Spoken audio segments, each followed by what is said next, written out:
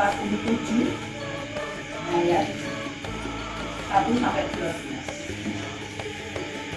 Itu yang mau di dalam. Mari kita mengumpulkan yang diambil dari Yesaya 47 ayat 1 sampai 12.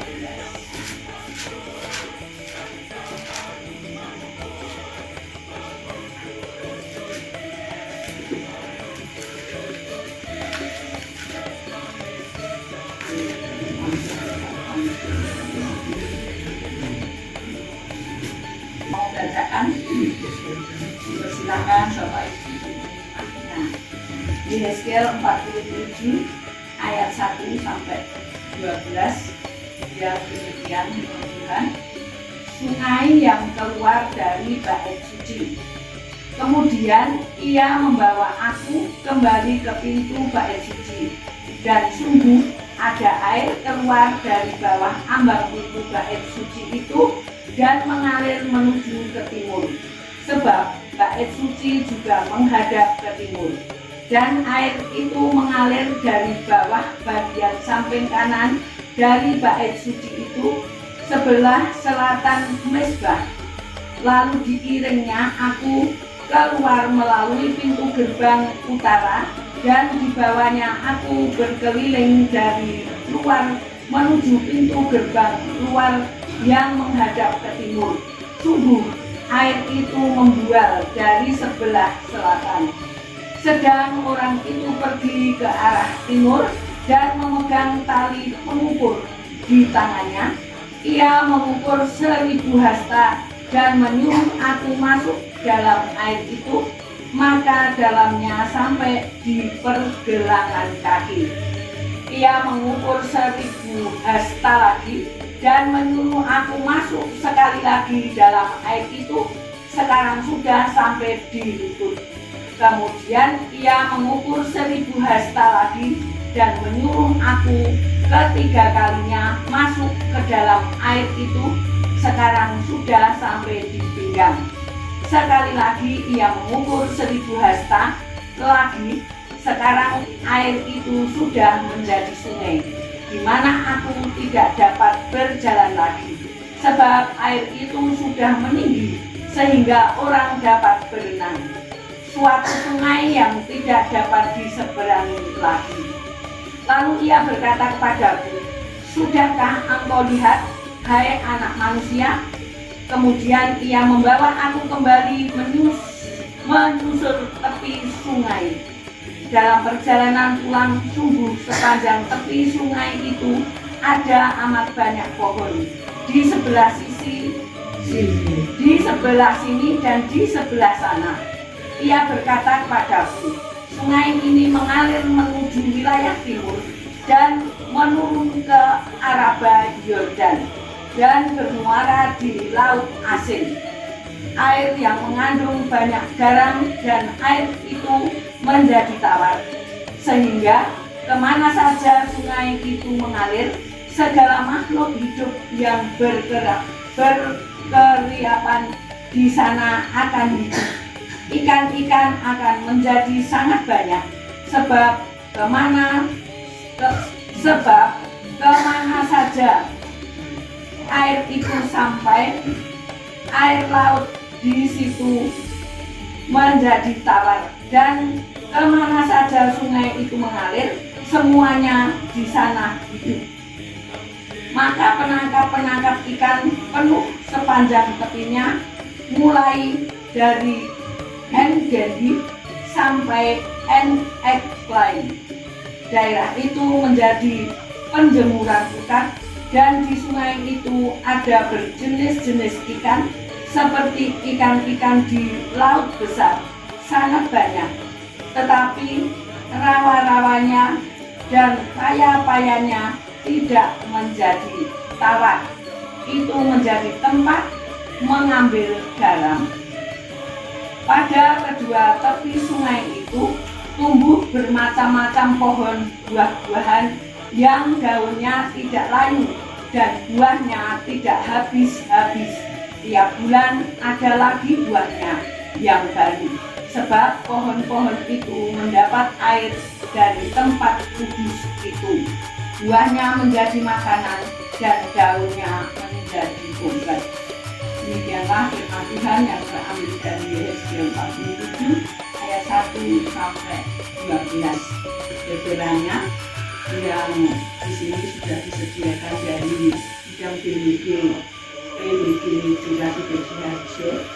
Ini diberi tema Liquid.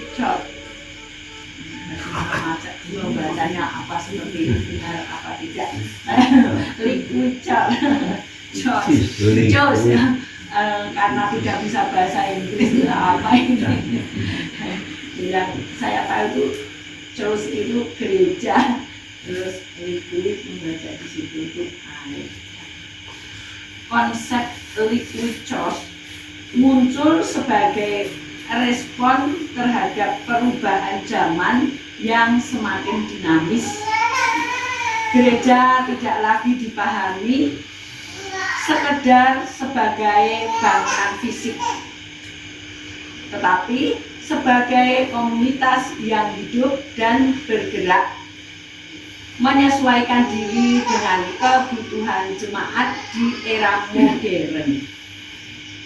Ide ini menekankan bahwa gereja harus fleksibel, mampu menjangkau orang-orang di luar temboknya, dan hadir di tempat-tempat di mana jemaat berada. Namun, seberapa jauh fleksibilitas ini dapat diterima tanpa kehilangan identitas gereja sebagai tubuh Kristus. Di dalam Yesaya 47 ayat 1 sampai 12 memberikan gambaran tentang air yang mengalir hingga menjadi sungai yang membawa kehidupan kemanapun ia mengalir. Air ini melambangkan kehidupan yang berasal dari Tuhan, yang tidak terbatas pada satu tempat. Dalam perjalanan ini, tantangan untuk tetap relevan di tengah perubahan zaman sangatlah nyata. Konsep liquid church menantang gereja untuk melihat kembali bagaimana ia dapat menjangkau jemaat secara lebih luas. Apakah gereja hanya menjadi tempat ibadah seminggu sekali? Ataukah gereja benar-benar mengalir ke dalam kehidupan jemaat sehari-hari? Sebagaimana air dari bait suci dalam penglihatan Yesaya menghidupkan segala yang dilaluinya. Gereja pun dipanggil untuk menjadi sumber kehidupan bagi jemaat dan masyarakat. Ini berarti gereja harus hadir dalam dinamika kehidupan jemaat, termasuk dalam dunia digital, sosial, dan budaya yang terus berkembang. Jika gereja tetap berpegang teguh pada tradisi tanpa membuka diri terhadap perubahan, maka gereja akan kehilangan relevansinya. Namun, jika gereja mampu menyesuaikan diri dengan tetap berakar pada firman Tuhan, maka ia akan tetap menjadi saluran kehidupan bagi banyak orang.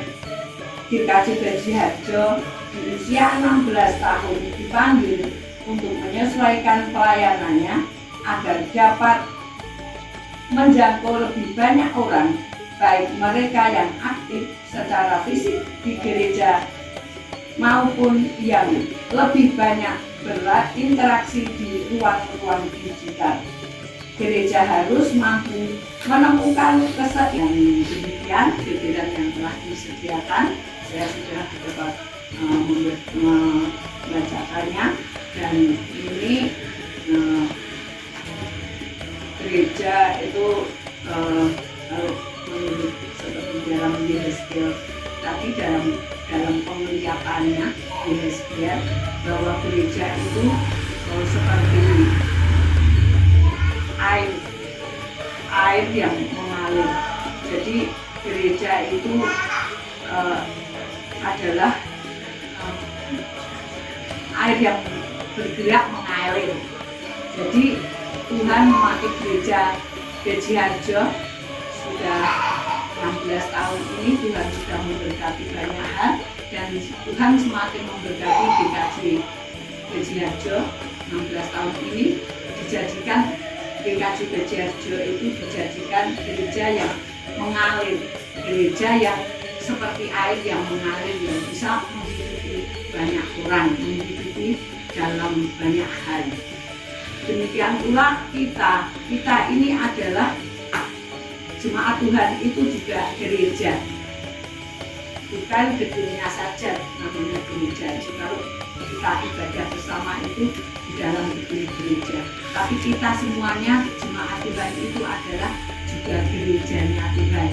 Maka kita itu dipanggil Tuhan untuk bisa menjadi seperti air, seperti kalau saya itu ya itu juga banyak hal dipergunakan banyak sekali, tetapi kalau menurut saya air yang mencair, air yang mengalir itu lebih banyak kegunaannya karena bisa menghidupkan segala sesuatu. Contohnya untuk pohon-pohon, yang pohon-pohon tadi seperti tadi kan bisa itu, malah kalau beku itu bisa untuk dilempar kena orang itu kan bisa sakit ya. Tapi kalau air yang mengalir itu pasti tidak sakit, malah kita senang karena air itu sendiri adalah gambaran dari Tuhan, karena air hidup itu adalah Tuhan Yesus sendiri. Dan air itu harus bisa menyesuaikan diri. Contohnya, air itu ditaruh di dalam gelas, pasti juga seperti gelas. Ditaruh di dalam panci, pasti juga seperti panci. Yang penting jangan sampai kita kehilangan identitas dari Tuhan Yesus. Pokoknya kita bisa berbaur masyarakat itu dengan menempatkan diri itu biar kita bisa, tapi tidak kalah dengan mereka yang di luar kita. Contohnya, kalau kita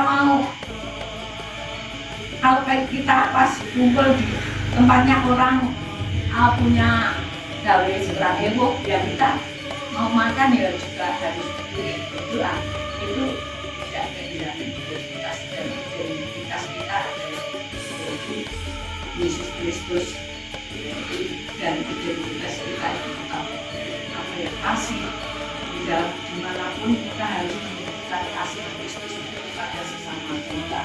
Dan kita itu Tuhan seperti tadi di Ezekiel kelihatan airnya kok dari sepergelangan kaki terus naik ke kaki biar kami semuanya kita semua ini semakin tambah paham di dalam kita belajar untuk firman Tuhan. Dan ini belum masuk di dalam diskusi. Silahkan monggo Bapak Ibu, Bapak Pendeta, Bapak Majelis lainnya untuk menambahkan lebih jelas, karena saya itu memang kurang berpendidikan, maka hanya pengertian saya cuma sampai di sini. Iya, monggo Pak. Pak jalan dulu. Oke, terus. Jangan